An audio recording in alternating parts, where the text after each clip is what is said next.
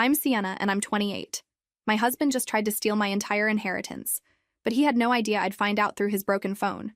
The same phone he'd carelessly abandoned in our kitchen drawer for about 6 weeks. The screen shattered like our marriage was about to be. Where are you watching from today?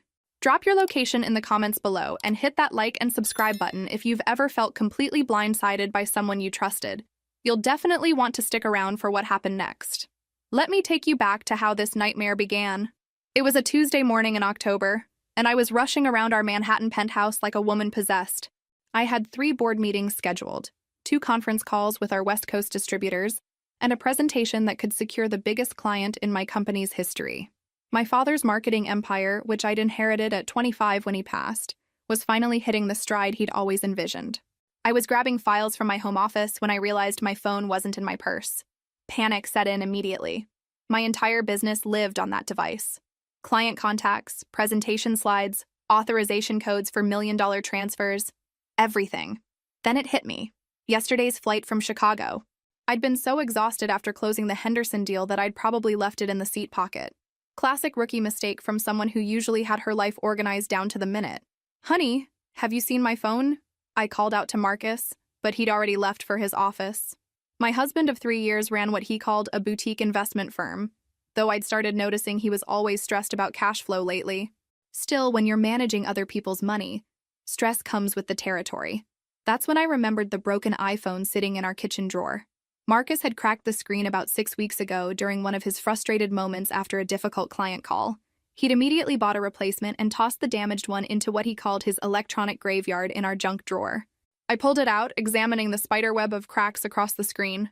The phone still powered on, but using it was like looking through shattered glass. Still, desperate times and all that. My first thought was to take it to the Apple store, but the nearest location was across town, and I had exactly 40 minutes before my first meeting. Then I remembered Tony, the electronics repair guy who worked out of a small shop 3 blocks from our building. He'd fixed my laptop once, fast and cheap. Perfect. I grabbed my keys and practically sprinted to his shop. The bell above the door chimed as I rushed in, probably looking like the frazzled businesswoman I was. "Tony, I need a miracle," I said, placing the phone on his counter. "Can you fix this today? I lost my regular phone and have meetings all day." Tony examined the damage, tilting the device under his desk lamp. He was probably in his 40s, the kind of guy who could fix anything electronic, but looked like he'd rather be working on vintage radios.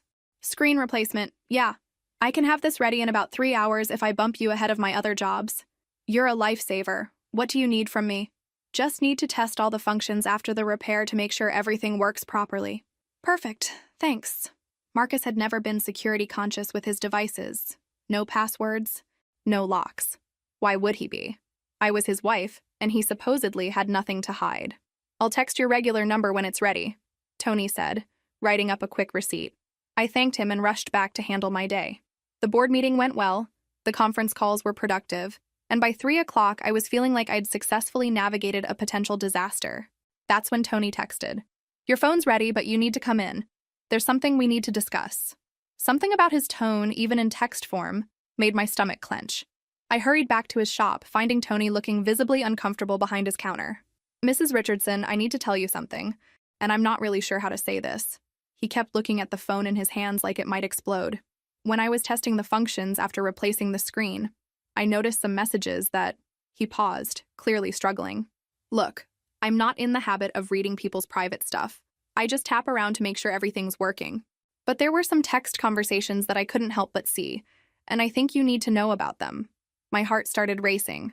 What kind of conversations? Tony handed me the phone, now with its crisp new screen.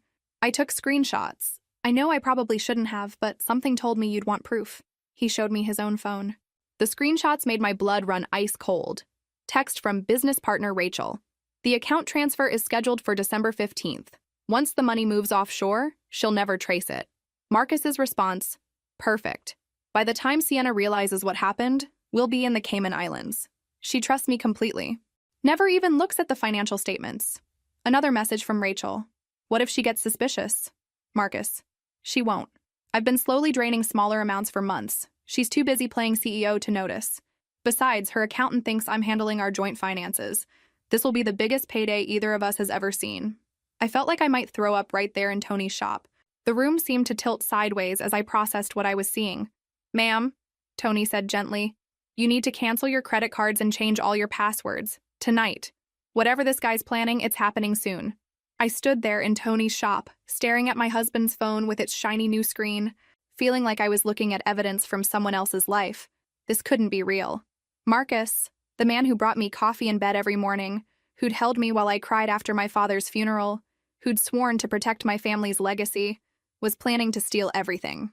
"How many screenshots did you take?" I asked Tony, my voice surprisingly steady. "About 12.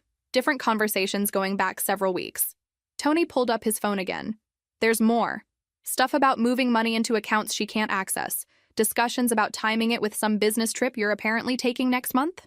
I scrolled through the images on his phone. Each one felt like a knife twist. "Rachel, the lawyer says once the transfer completes, marital asset laws won't matter. She can't touch money in our Cayman Corporation." "Marcus, Sienna thinks I'm just bad with money. She has no idea how much I've already moved. Her father left her everything, but she's about to learn what real betrayal feels like." The casual cruelty in his words took my breath away. This wasn't just theft. It was a systematic destruction of everything my father had built, everything I'd worked to honor and grow. "Mrs. Richardson, are you okay? Do you need to sit down?" Tony guided me to the small chair behind his counter.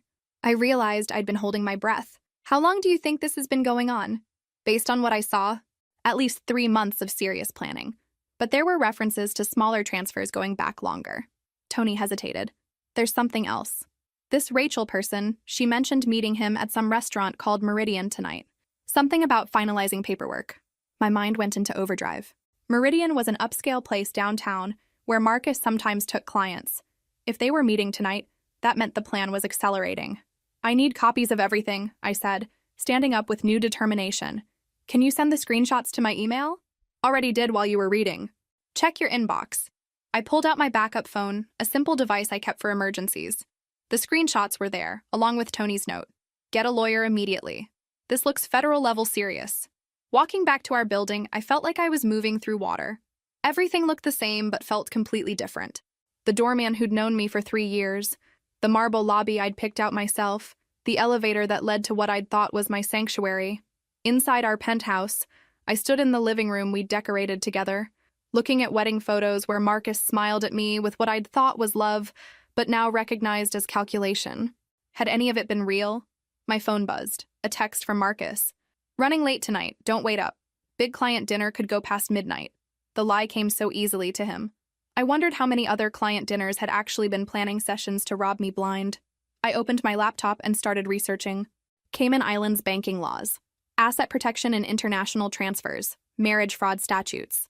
The deeper I dug, the more I understood the sophistication of their plan. They weren't just stealing money. They were creating a legal maze that would take years to untangle if I could untangle it at all. Marcus had been studying my business, my habits, my trust in him, and weaponizing all of it against me. Around 6 o'clock, I heard his key in the lock. I quickly closed the laptop and grabbed a magazine, trying to look like the oblivious wife he expected me to be. "Hey, beautiful," Marcus said, kissing my cheek with the same lips that had been planning my destruction.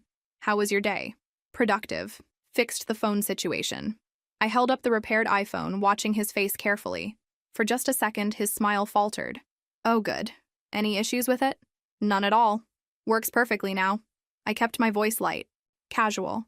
The repair guy was really thorough. Marcus nodded, but I caught him glancing at the phone again.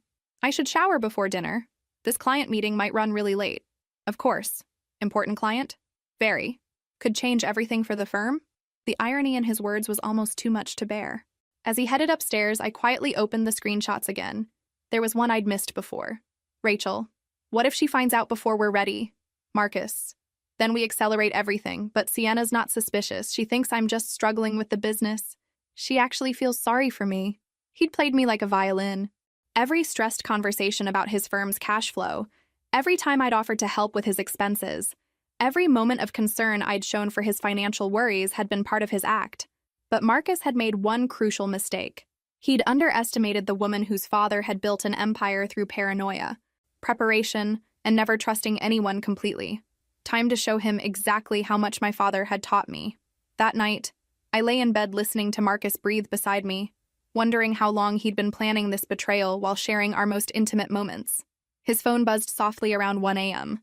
He grabbed it quickly, clearly trying not to wake me. I kept my breathing steady and my eyes closed, but through my lashes I could see him typing. Another piece of his conspiracy, happening right next to me in our marriage bed. When I was certain he was asleep, I slipped out to my home office and started making calls. First to Janet, my company's head of security, who had connections I'd inherited along with the business. Janet, I need a favor and I can't explain why right now. Can you recommend someone who specializes in financial forensics? Someone discreet. Sienna, it's 2 a.m. Are you in some kind of trouble? Potentially serious trouble. I need someone who can trace money transfers and international banking activity. Tonight. Janet was silent for a moment. I know someone. Former FBI Financial Crimes Unit. He'll charge premium rates for emergency work, but he's the best. His name is David Chen. Send me his number, and Janet, not a word to anyone, including my board of directors. Understood. David Chen answered on the third ring, sounding surprisingly alert for the middle of the night. Ms. Richardson, Janet filled me in on the urgency. What do you need? I need to know if someone has been moving money out of my accounts without my knowledge. And I need to understand what legal protections I have if they're planning something bigger. I'll need account access and authorization to run forensic traces. How soon can you meet? Tomorrow morning, but I need this completely confidential. Understood. Bring all your financial statements, passwords, and any evidence you have of suspicious activity. After hanging up, I spent the next 3 hours going through every financial document Marcus had access to. Joint accounts, business transfers, investment portfolios, creating a complete picture of our financial relationship. What I found chilled me to the bone. Small transfers I'd never noticed. 5,000 here, 10,000 there, always just below the threshold that would trigger automatic notifications. Marcus had been bleeding money from our joint accounts for months, so gradually I'd never questioned the balance fluctuations. The morning came too quickly. Marcus made coffee and kissed my forehead before leaving for what he claimed was an early client breakfast. I watched from our window as he got into a cab, then immediately called David Chen. We met at a small office building in Midtown. David was exactly what I'd expected from former FBI. Methodical, direct, and reassuring in his competence. Show me everything, he said without preamble. I laid out the screenshots, financial statements, and my timeline of suspicious behavior.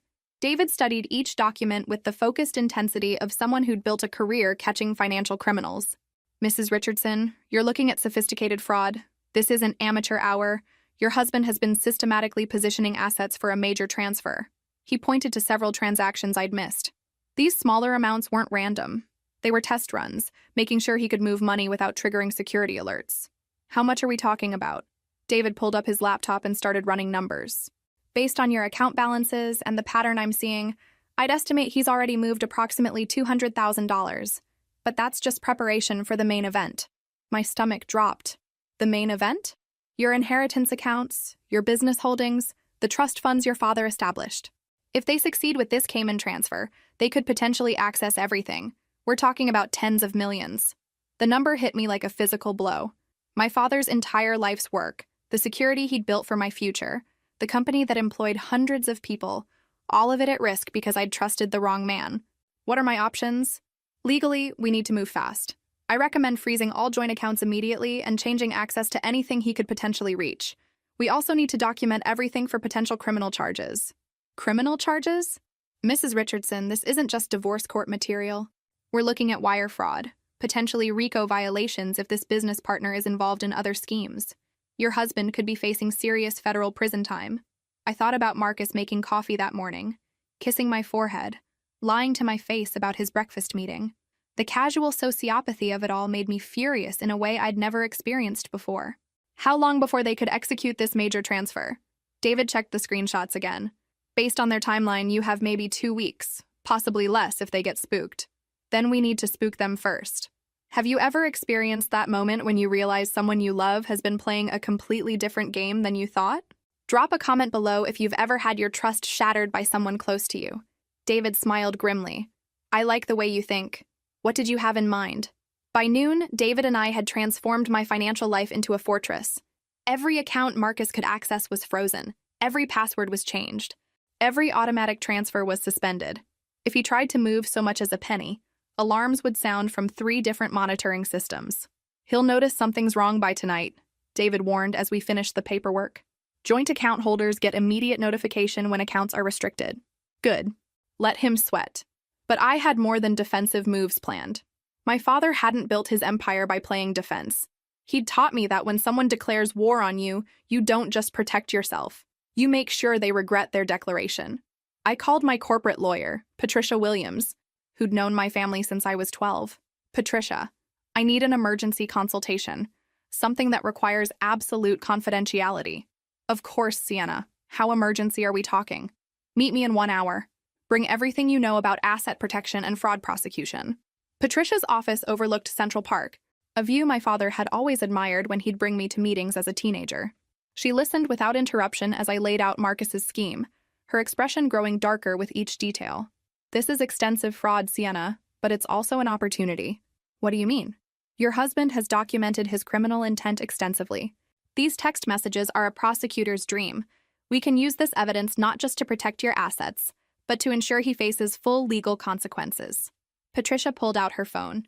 I'm calling the FBI's Financial Crimes Task Force. This level of international money movement with criminal intent gets their attention quickly. While she made the call, I started planning my next moves.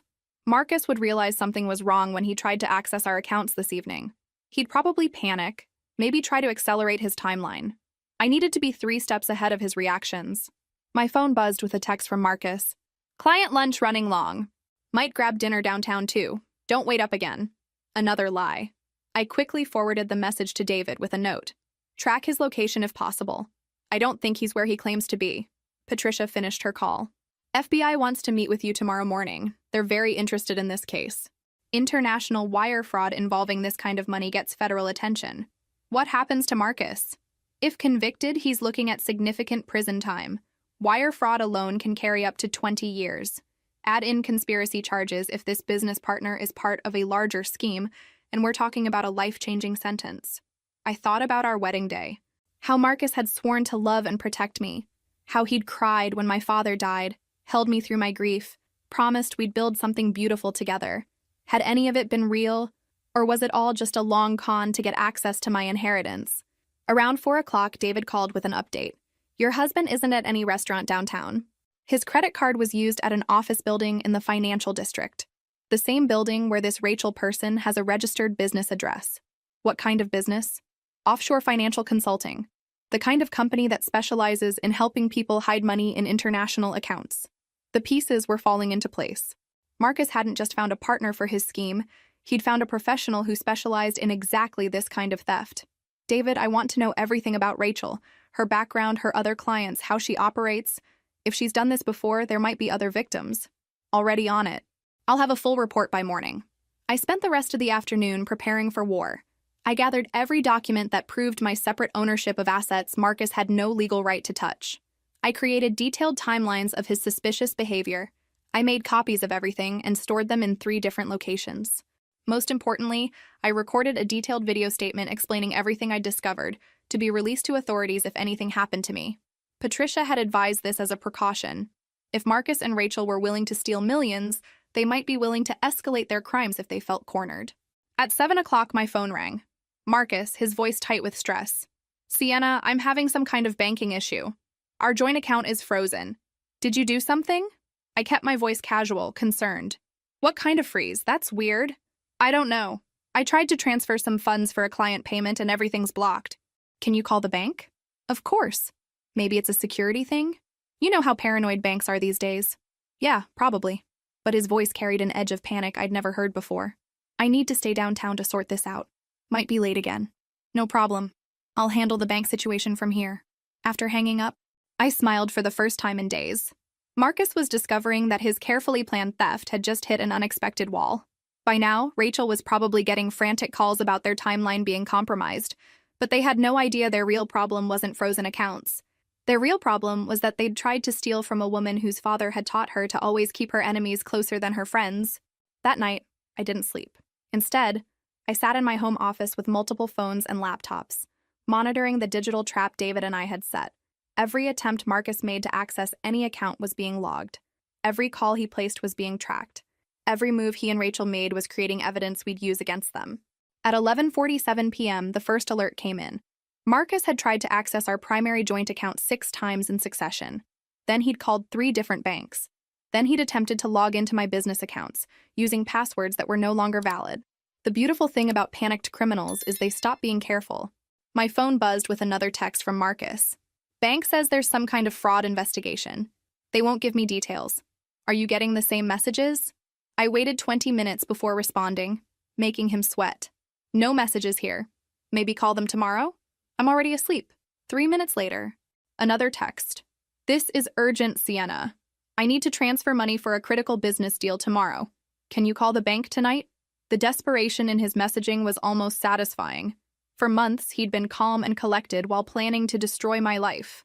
Now he was falling apart because his victim had turned out to be more formidable than expected. I turned off my phone and let him panic in silence. The next morning, I met with FBI Special Agent Sarah Martinez in a conference room that felt like something from a crime drama. She was younger than I'd expected, but her questions demonstrated the sharp intelligence David had promised. Mrs. Richardson, this is one of the more sophisticated domestic fraud schemes we've seen this year. Your husband and his partner have created what we call a long con. They've been planning this for months, possibly longer. She showed me printouts of financial records I'd never seen before. We've traced the preliminary transfers your husband made. The money didn't disappear. It went into accounts controlled by Rachel Morrison's consulting firm. They were essentially stealing from you in installments, building up capital for their escape plan. How much total are we talking about? So far, approximately $350,000 from your joint accounts. But that was just the appetizer. The main course would have been your inheritance accounts, your business assets, and your property holdings. Agent Martinez pulled out another folder. We've also discovered something interesting about Ms. Morrison. She's done this before. Twice. Both times with married businessmen who had access to their wives' family money. Both previous victims lost everything before they realized what was happening. The systematic nature of it made my skin crawl.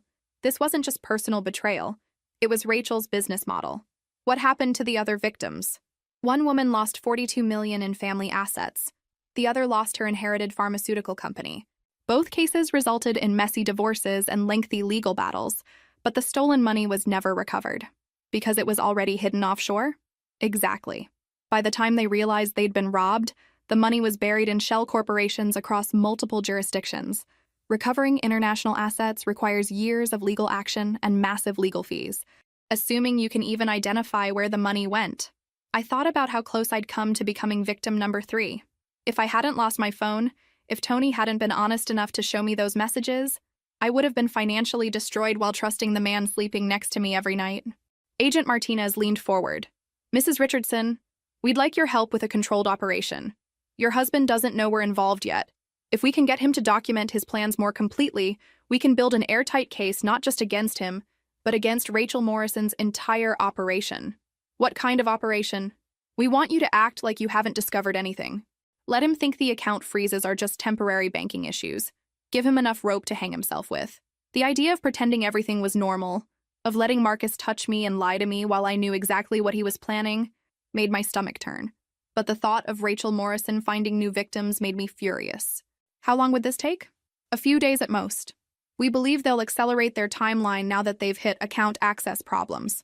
Panicked criminals make bigger mistakes. I agreed to cooperate. Agent Martinez gave me recording equipment and detailed instructions on how to document conversations without arousing suspicion. When I got home that afternoon, Marcus was pacing in our living room like a caged animal. He looked like he hadn't slept in days. Finally, where were you? I've been trying to reach you all day. Shopping with Patricia, then spa appointments. My phone died. I held up the recording device, disguised as a phone charger, and plugged it into the wall outlet near our couch. What's wrong? You look terrible. Marcus ran his hands through his hair.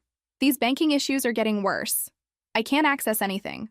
My business partner thinks there might be some kind of federal investigation into international transfers. Federal investigation? That sounds serious. It's probably nothing, but we might need to move some money around temporarily. You know, spread things across different banks until this gets sorted out. There it was. The beginning of his pitch to get me to actively participate in moving assets he planned to steal. What kind of money movement? Marcus sat down next to me, taking my hand like he used to during our dating days. Some of your inheritance accounts, maybe some business funds, just temporarily, until the bank stopped flagging everything as suspicious. I let concern fill my voice. Marcus, that sounds risky. Those are protected accounts my father set up specifically to… I know, baby. But if there really is some kind of investigation, we need to protect your assets from being frozen too. I've been researching asset protection strategies. The lie came so smoothly from his lips. Asset protection strategies. As if he was trying to help me instead of rob me. What do you think I should have said to him in that moment? Drop a comment if you've ever had to pretend everything was normal while someone you trusted was betraying you. I squeezed Marcus's hand and looked into his eyes with all the trust I could fake. You're right, honey. I should probably move everything to safety. Can you help me figure out the best way to protect Dad's legacy? The relief on his face was almost comical. He thought he'd just convinced me to hand over millions willingly. Of course, baby. I've already researched some options. There are these international trust structures that are completely protected from any domestic investigations. Over the next hour, Marcus laid out his entire plan while I recorded every word. He showed me documents Rachel had prepared, explained the timeline for transfers, and even mentioned their planned escape route to the Cayman Islands. The most chilling part wasn't the sophistication of his scheme. It was how naturally he lied to me, how easily he played the concerned husband while describing my financial destruction in detail. The beauty of this structure, he said, pulling up bank documents on his laptop, is that once the money is transferred, even if something goes wrong domestically, our assets are completely protected. Our assets. He was already thinking of my inheritance as his money. When would we need to do this? Tomorrow. The transfer window for these international accounts is pretty narrow, and with all the banking scrutiny happening right now, we can't afford to wait. I nodded thoughtfully. I'll need to call Patricia and have her review everything first. Marcus's expression tightened almost imperceptibly. Actually, baby, it might be better if we kept this between us for now. Lawyers sometimes overcomplicate these protection strategies. We can loop Patricia in after everything's secured. But she's been handling my family's legal affairs for 15 years, which is exactly why she might be hesitant about new approaches. Sometimes fresh perspective is what you need. Marcus moved closer, his voice taking on the intimate tone he used during our most personal conversations. Trust me, Sienna. I would never let anything happen to what your father built. The irony was breathtaking. He was asking me to trust him while planning the complete destruction of my father's legacy. Okay, I said finally. If you think it's the best way to protect everything, I trust you. Marcus kissed me then, and I had to fight not to recoil. This man who'd shared my bed for 3 years, who knew my body better than anyone, who'd held me through my darkest moments, was betraying me with a thoroughness that took my breath away. That night, Marcus made dinner and opened an expensive bottle of wine, celebrating what he thought was his successful manipulation of his trusting wife. I played my role perfectly, asking technical questions about the transfer process, expressing gratitude for his financial expertise, even toasting to our protected future. Meanwhile, Agent Martinez was receiving real-time recordings of Marcus confessing to international wire fraud with enough detail to ensure conviction. After Marcus fell asleep, I slipped out to email Agent Martinez with additional context about Rachel's documents and the transfer timeline. Her response came back within minutes. Outstanding work. We have everything we need. Operation concludes tomorrow morning. I lay in bed next to my husband, listening to him sleep peacefully while planning my destruction, and realized something profound had shifted inside me. The woman who'd married Marcus 3 years ago, who'd trusted blindly and loved unconditionally, was gone. She'd been murdered by his betrayal, as surely as if he'd put a knife in her heart. The woman lying there now was someone different, someone harder, someone who understood that love without wisdom was just another form of suicide. Tomorrow, Marcus would discover that his trusting wife had turned out to be his most dangerous enemy. But tonight, I let him sleep peacefully for the last time in his life, because tomorrow the FBI would be knocking on our door, and Marcus Richardson's carefully planned future would crumble like a house built on sand. The broken phone he'd abandoned in our drawer had become the instrument of his destruction. Sometimes the things we discard carelessly are exactly what destroy us in the end. What he never understood was that you don't survive in business by trusting people blindly. You survive by trusting yourself enough to verify everything. My father had taught me that lesson at 15. It had taken me 13 years to finally understand what he meant. Tomorrow, Marcus would learn it too. The next morning arrived with the kind of crisp October clarity that makes Manhattan look like a movie set. I made coffee and watched Marcus get dressed for what he thought would be the biggest payday of his criminal career. Instead, it would be the last morning of his freedom. Big day today, I said, handing him his favorite mug. Huge day. Everything changes after today, baby. He kissed my forehead with the same lips that had been lying to me for months. By tonight, we'll be completely financially protected. If he only knew how protected I was about to become. At exactly 9:15 a.m., while Marcus was supposedly meeting a client downtown, Agent Martinez and 3 other FBI agents knocked on our door. I answered in my silk robe, playing the confused wife perfectly. Mrs. Richardson, FBI.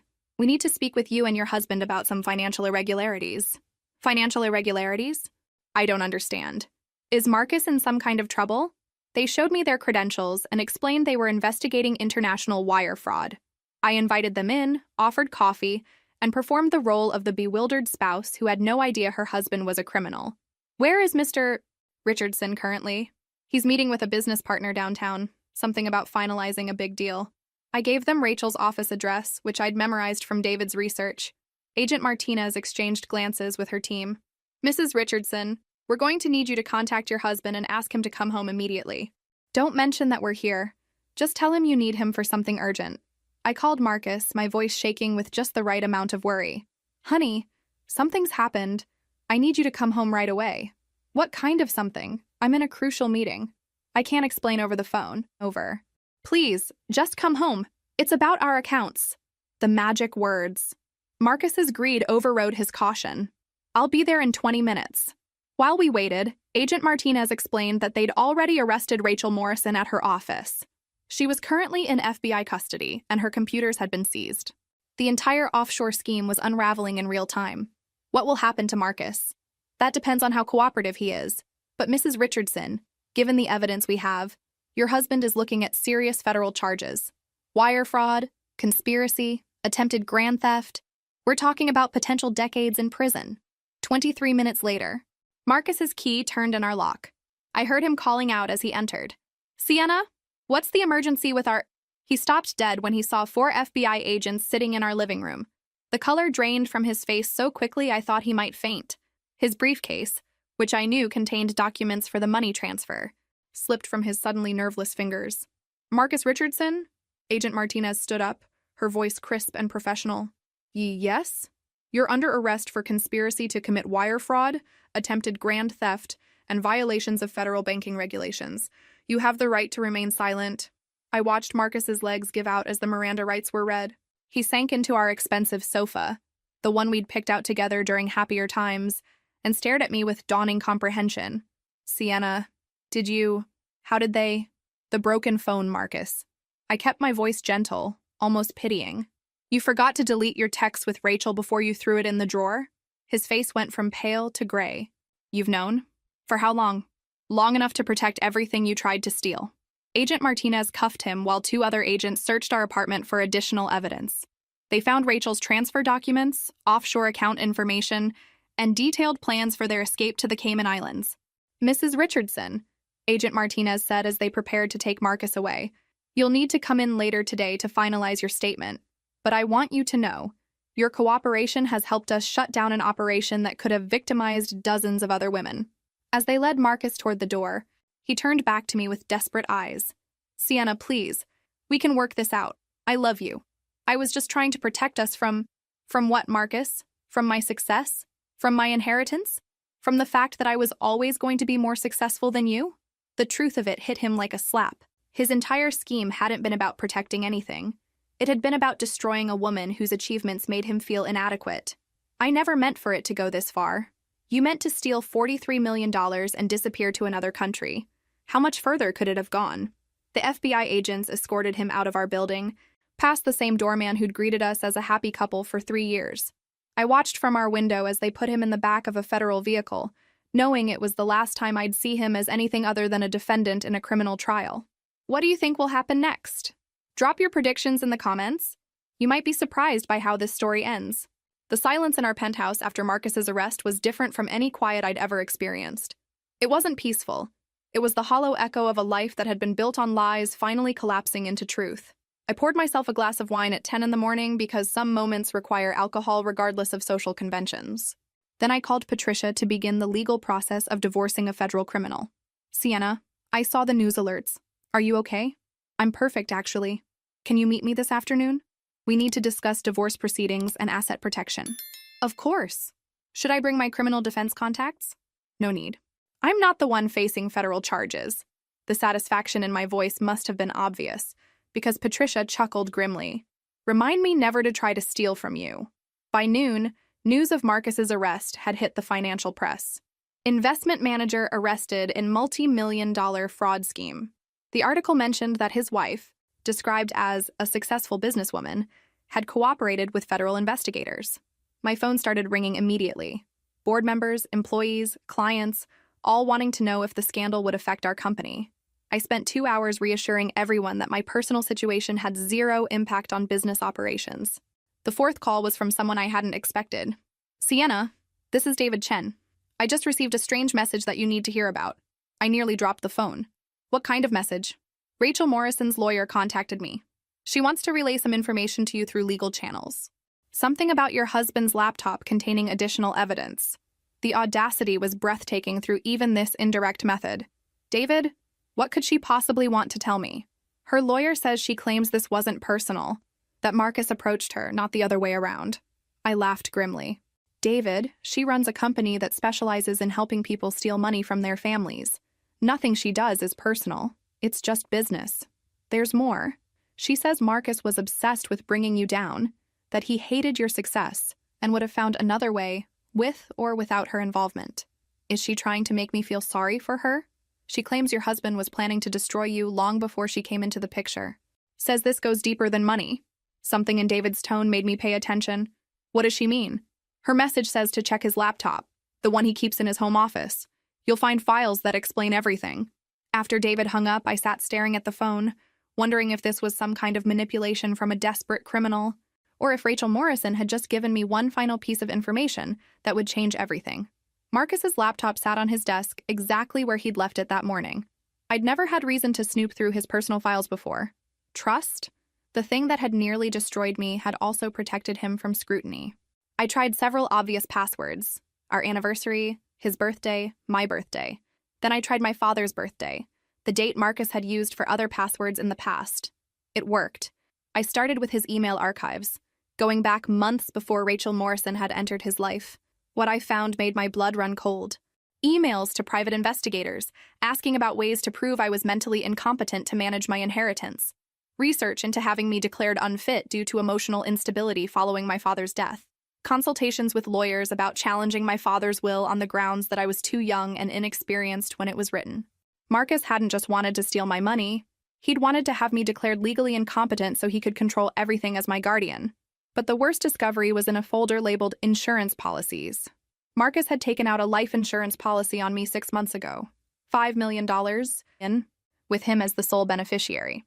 The application listed me as having high-stress lifestyle and family history of heart problems, both complete fabrications. I called Agent Martinez immediately. Agent Martinez, I need to report additional evidence in the Marcus Richardson case. What kind of evidence? Evidence that he wasn't just planning to steal from me. He was planning to have me declared incompetent, and possibly worse. The silence on the other end of the line told me she understood the implications. Mrs. Richardson, don't touch anything else on that computer. We're sending a team to collect it immediately. And I'm recommending you consider personal security arrangements until we understand the full scope of your husband's plans. After hanging up, I sat in Marcus's office chair, looking at the computer that had just revealed the true depth of his betrayal. This hadn't been about money. It had been about complete destruction of my independence, my competence, and possibly my life. The man I'd shared my bed with, my dreams with, my body with, had been planning my systematic elimination while kissing me goodnight. Some violations cut so deep they change your DNA. The FBI's computer forensics team spent 4 hours in our apartment, during which I learned details about Marcus's plans that made Rachel Morrison's offshore scheme look amateur by comparison. Agent Martinez laid out the timeline while her technicians worked. Your husband began researching ways to challenge your competency 8 months ago. He consulted with 3 different law firms about the process for having you declared mentally unfit. What was his justification? Grief-related depression following your father's death. Erratic business decisions. Emotional instability affecting your judgment. She paused. None of which matches any documented behavior, according to your medical records and business associates. Because none of it was true. Exactly. But the life insurance policy suggests he had a backup plan if the competency route didn't work. The insurance investigation revealed that Marcus had been researching accidental death scenarios. Slip and fall accidents, car crashes, even home invasions gone wrong. The search history on his computer read like a manual for the perfect murder. We believe he was planning to have you declared incompetent first, Agent Martinez explained. That would give him legal control over your assets. If that failed, the insurance policy provided an alternative path to your wealth. I thought about all the times over the past few months when Marcus had suggested I was working too hard, seemed stressed, might benefit from professional help with my grief. The foundation for his competency case had been laid through months of subtle psychological manipulation. How close was he to filing the competency petition? Based on his correspondence, probably within the next month, he was waiting to accumulate more documentation of your supposed mental state. The calculating patience of it all was what disturbed me most. Marcus had been playing a long game, systematically building a case for my incompetence while I trusted him completely. David Chen arrived that evening with additional financial discoveries. Sienna, we've traced the money Marcus stole over the past year. It's significantly more than we originally thought. How much more? Close to $600,000 total. He'd been siphoning funds since right after your father's funeral, using your grief as cover for taking control of financial decisions. The timeline made me sick. While I'd been mourning my father, trusting Marcus to help manage the practical details of settling the estate, he'd been systematically robbing me. There's something else, David continued. Marcus had been researching your business operations extensively. Client lists, vendor relationships, key employee information. We think he was planning to sabotage the company as part of his competency case. Sabotage how? Create problems that would make you look like an incompetent leader. Lose key clients, make bad financial decisions, generally undermine your professional reputation. I realized that several unusual business problems over the past few months now made sense. Clients who'd suddenly become difficult for no apparent reason. Vendor relationships that had soured mysteriously. Key employees who'd seemed dissatisfied despite having no obvious grievances. Marcus hadn't just been stealing my money. He'd been actively sabotaging my professional life to support his case that I was unfit to manage my inheritance. That night, I sat in my living room with a bottle of wine and Marcus's laptop, reading through the complete documentation of his plan to destroy me. The level of detail was staggering. Psychological profiles explaining how to manipulate someone in grief, legal strategies for challenging inherited wealth, even backup plans involving my potential disappearance. My phone rang the next afternoon. Unknown number. Hello? Sienna, it's Marcus. I'm calling from detention during visiting hours. How did you get phone access? I need to talk to you. There are things you don't understand. I understand perfectly, Marcus. I found your laptop. Silence on the other end of the line. The competency research. The insurance policy. The business sabotage. I understand everything. Sienna, please. You have to believe me. I was desperate. My business was failing, and I couldn't stand watching you succeed while I lost everything. So you decided to destroy me instead of building yourself up. I never meant for it to go so far. The insurance thing, that was just financial protection in case something really did happen to you. People in high-stress careers... Marcus, stop. Just stop lying. You researched accidental death scenarios. You planned my murder. It wasn't supposed to be like that. I just wanted us to be equal. I wanted to matter as much as you did. The pathetic honesty in his voice was almost worse than his lies. Marcus hadn't just been greedy. He'd been eaten alive by jealousy and inadequacy, and he'd chosen to destroy me rather than face his own limitations. You did matter, Marcus. You mattered to me. That's why I trusted you with everything. I know. I threw it all away because I couldn't stand being the lesser partner in our marriage. You were never the lesser partner. You made yourself lesser by choosing to be a thief instead of a man. I hung up and blocked his number. That evening brought news that would change everything one final time. Agent Martinez called early the next morning with an update that made me sit down hard in my kitchen chair. Mrs. Richardson, we've made an additional arrest in your case. Someone you're going to want to hear about. Another partner of Rachel's? No, someone much closer to home. We arrested your accountant, Jennifer Walsh, at her office an hour ago. The name hit me like a physical blow. Jennifer had been managing my personal finances for over 2 years. She'd been recommended by Marcus when my father's longtime accountant retired. I'd trusted her with access to everything. Jennifer was involved in this? More than involved. She was the one who gave Marcus access to your inheritance accounts. The offshore transfers wouldn't have been possible without someone with her level of access to your financial systems. I felt like I was going to be sick. How long has she been working with him? Based on the evidence we've recovered since about 6 months after your father died. She approached Marcus, not the other way around. The timeline made me dizzy. While I'd been grieving, Marcus had been recruited into a conspiracy that had already been targeting me. Mrs. Richardson, there's more. Jennifer Walsh has been systematically embezzling from you for over 2 years. We estimate she's stolen approximately $1.2 million in total. The number was staggering. But what hurt more was the realization that I'd been surrounded by people planning my destruction while I mourned my father and trusted my husband. How is this connected to Rachel Morrison? Jennifer is Rachel's business partner. They've been running this operation for years, targeting wealthy women who inherited family businesses. They identify targets, place someone inside their financial operations, then recruit a romantic partner to help with the psychological manipulation. My legs gave out. I sank to the kitchen floor, phone still pressed to my ear, understanding finally hitting me like a freight train.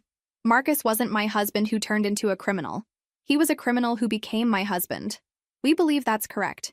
Jennifer identified you as a target shortly after your father's death. Marcus was introduced to you at that business conference specifically to begin a romantic relationship that could provide access to your inheritance. The business conference where I'd met Marcus. I'd thought it was fate, the way we'd struck up a conversation at the hotel bar, how perfectly we'd seemed to match each other. But it had been a setup from the beginning. How much of our relationship was real? Agent Martinez's silence answered my question. I sat on my kitchen floor for an hour after hanging up, processing the complete destruction of everything I'd thought I knew about my life for the past 3 years. My marriage had been a business transaction. My husband had been an actor playing a role. My love had been the weapon they'd used to rob me. But as the initial shock wore off, something else began building inside me. Not grief this time. Not betrayal. Fury. Pure, crystalline fury at the elaborate con game that had turned my life into their profit center. David Chen arrived that afternoon with more devastating details. Sienna, we've traced the pattern. Jennifer and Rachel have done this to at least 6 other women over the past decade. You were just their latest target. What happened to the others? 2 lost everything and never recovered. 1 committed suicide after losing her family's restaurant chain. The others are still fighting in courts, trying to recover assets hidden in offshore accounts. I thought about the woman who'd killed herself rather than live with the complete destruction of her family legacy, and my fury crystallized into something harder and more focused. These people hadn't just robbed me. They were professional destroyers of women's lives. David, I want you to contact every one of their previous victims. I want to coordinate our cases and make sure Jennifer, Rachel, and Marcus face charges for everything they've done. That could take years of legal work. I have years, and I have resources they underestimated. That evening, I called Agent Martinez with a proposal. Agent Martinez, I want to help you build the strongest possible case against these people, not just for what they did to me, but for what they've done to other women. What did you have in mind? I want to fund a complete investigation into their operation. Hire forensic accountants, private investigators, whatever it takes to trace every victim and every stolen dollar. Mrs. Richardson, that's going to be expensive. I smiled grimly. They tried to steal $43 million from me. I can afford to spend a few million making sure they never do this to anyone else. That's very generous. But why take on that expense yourself? Because, I said, looking out at the Manhattan skyline from the window of the penthouse Marcus had helped me buy, they made one critical mistake in their calculations. What's that? They assumed I'd be destroyed by discovering their betrayal. Instead, they just made me rich, single, and extremely motivated to see justice done. Sometimes the best revenge is simply becoming the person your enemies never thought you could be. 3 weeks later, I sat in a federal courtroom watching Marcus, Rachel, and Jennifer face arraignment on charges that could put them away for decades. The investigation I'd funded had uncovered the complete scope of their operation, and the evidence was overwhelming. But the most satisfying moment came when the prosecutor read the additional charges that had been filed based on our expanded investigation. The defendants are also charged with conspiracy, racketeering, and operating a continuing criminal enterprise that defrauded multiple victims across several states over a period of 8 years. I watched Marcus's face as he realized this wasn't just about what he'd done to me. This was about a pattern of calculated destruction that would be prosecuted to the full extent of federal law. Rachel Morrison looked like she wanted to disappear into her orange jumpsuit. Jennifer Walsh was openly crying as the weight of the evidence against her became clear. After the hearing, Agent Martinez found me in the courthouse hallway. Mrs. Richardson, I wanted to thank you personally. Without your resources and determination, we never would have uncovered the full scope of their operation. What's the likely outcome?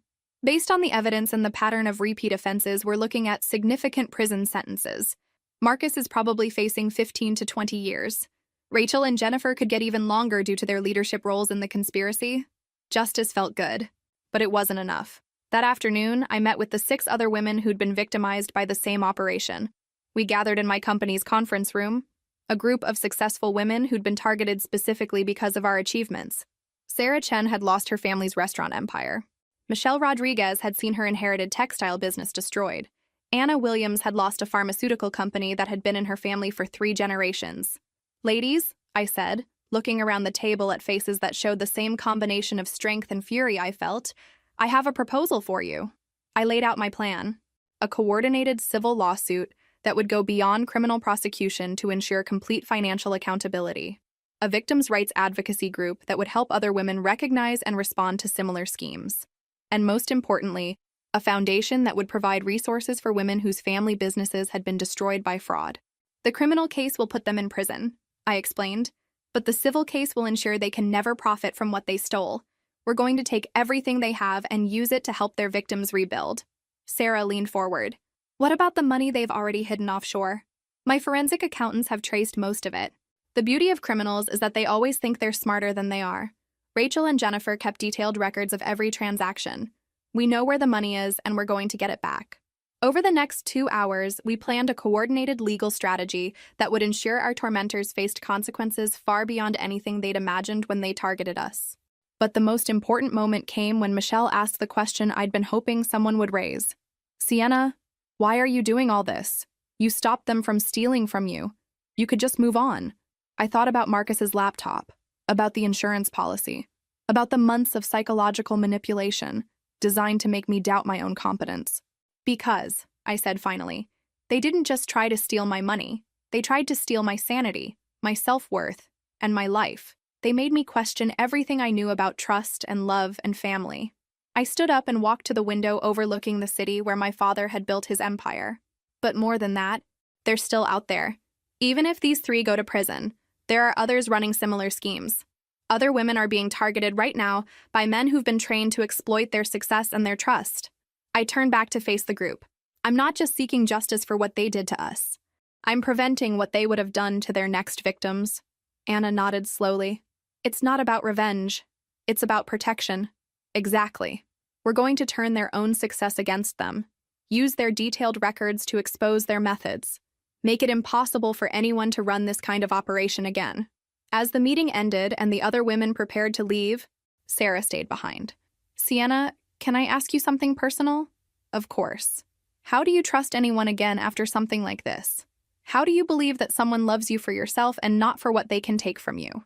I'd been asking myself the same question for weeks. I don't know yet, I admitted. But I know that letting their betrayal destroy my capacity for trust would be giving them exactly what they wanted. They tried to make me paranoid and isolated.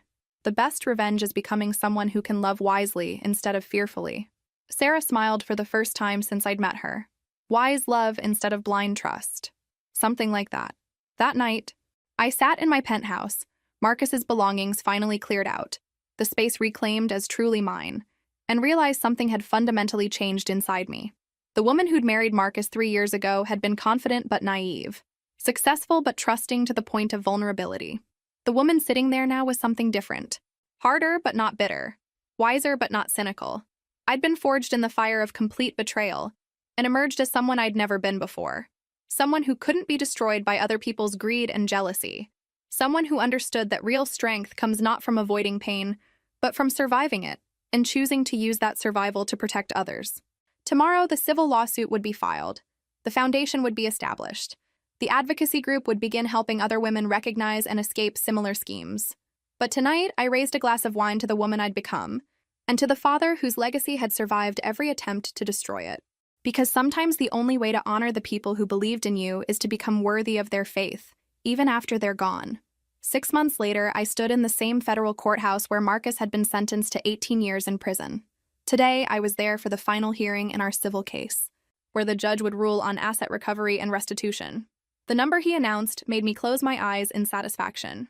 The court awards the plaintiffs a total of $47.3 million in damages and recovered assets, to be distributed among the victims according to the established formula. It was more than any of us had lost individually, but less than what the criminals had stolen from all their victims combined. Still, It represented justice in a way that felt complete. Rachel Morrison, now facing 22 years in federal prison, would spend the rest of her career criminal life behind bars. Jennifer Walsh had received 15 years and would never work in finance again. And Marcus? Marcus had tried to write me letters from prison. Apologies, explanations, attempts to reframe his betrayal as some kind of misguided love. I'd returned every letter unopened. Some bridges don't deserve to be rebuilt. After the hearing, I walked out of the courthouse into bright spring sunshine, breathing air that felt different than it had 6 months ago. Cleaner somehow. Less heavy with the weight of deception. Agent Martinez caught up with me on the courthouse steps. "Mrs. Richardson, I wanted you to know that the foundation you established has already helped 12 women recover from similar fraud schemes. The advocacy group has prevented at least 6 other women from becoming victims." Good, that's the point. There's something else. We've received reports of similar operations in 3 other states. Women being targeted through romantic relationships designed to provide access to inherited wealth. Would you be willing to consult on those cases? I'd been expecting this request. The success of our coordinated approach had attracted attention from law enforcement agencies dealing with similar crimes. Send me the case files. If these women want help building their cases the way we did, I'm interested. As Agent Martinez walked away, I realized I'd found something unexpected in the aftermath of Marcus's betrayal. Purpose, a reason to use my resources and experience beyond just building my father's business. My phone buzzed with a text from David Chen. "Lunch to celebrate? I promise not to bring any forensic accounting documents." I smiled and typed back, "Only if you promise to tell me about that vacation you've been planning."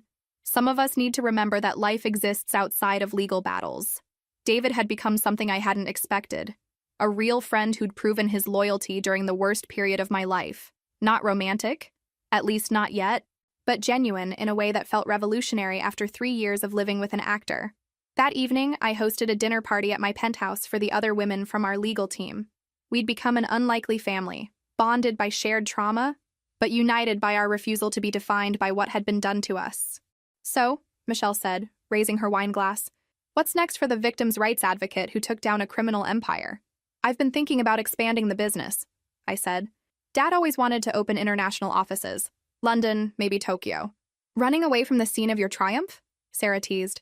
"More like running toward new challenges. Besides, this kind of fraud isn't limited to the United States. Women all over the world are being targeted by men who see their success as something to exploit." Anna leaned forward, interested. "You mean taking the foundation international?" "I mean building a network. Law enforcement cooperation, victim resources, prevention education, making it harder for people like Marcus and Rachel to operate anywhere." As the evening wound down and my friends prepared to leave, I found myself thinking about the woman I'd been when this all started. Successful but naive, trusting to the point of vulnerability. That woman was gone, but not in the way Marcus had planned. I'd become someone stronger, wiser, and infinitely more dangerous to people who preyed on successful women. My phone rang as I was cleaning up. Unknown number. But something made me answer. "Is this Sienna Richardson?" "Yes." "Who is this?" "My name is Catherine Wells. I'm calling from London. Agent Martinez gave me your number. I think I'm being targeted by the same kind of scheme that happened to you." I sat down, suddenly focused. "Tell me everything." For the next hour, I listened to Catherine describe a situation that was eerily familiar. A romantic partner who'd appeared in her life shortly after she'd inherited a family business. Financial advisors who'd been recommended by that partner. Suggestions that she might not be competent to handle her inheritance alone. "Catherine," I said when she finished, "how quickly can you get to New York?" "I can fly out tomorrow." "Why?" "Because we're going to make sure your story has a very different ending than mine almost did." After hanging up, I walked to my window and looked out at the Manhattan skyline, the same view I'd had during some of the darkest moments of my life. But tonight, the lights looked different. Not like a city where I'd been victimized, but like a fortress where I'd learned to fight back. My father had built an empire based on the principle that success requires vigilance, that trust should be earned, not given freely. That strength comes from protecting not just yourself, but others who might be vulnerable. I'd learned those lessons the hard way, through betrayal that had nearly destroyed me. But I'd survived, and more than survived. I'd turned my victimization into a weapon against people who preyed on successful women. If this story resonated with you, make sure to like and subscribe, because the work of protecting women from these schemes is just beginning. Catherine Wells would be the first of many women who would discover that being targeted by criminals had connected them to a network of survivors who refused to let anyone else fall victim to the same schemes. Some stories end with justice. The best ones end with justice that prevents new victims. And sometimes, if you're very lucky, they end with the realization that the worst thing that ever happened to you was actually the beginning of the most important work you'll ever do. Marcus thought he was destroying a trusting woman who'd inherited more than she deserved. Instead, he'd created an enemy who would spend the rest of her life making sure no one like him could succeed again. That's the funny thing about trying to break strong women. You don't break them. You just teach them exactly how strong they really are.